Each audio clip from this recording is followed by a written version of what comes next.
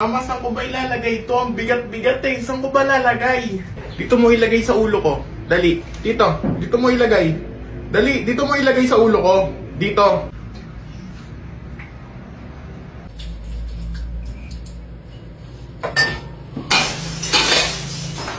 Ako, patay. Ang galing-galing.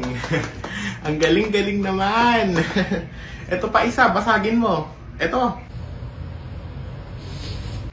Mama, nakita mo ba yung cellphone ko? Mata kasi ang gamitin mo, hindi bibig. Ayan, kaka-cellphone mo yan. Nagiging makakalimutin ka na, ano.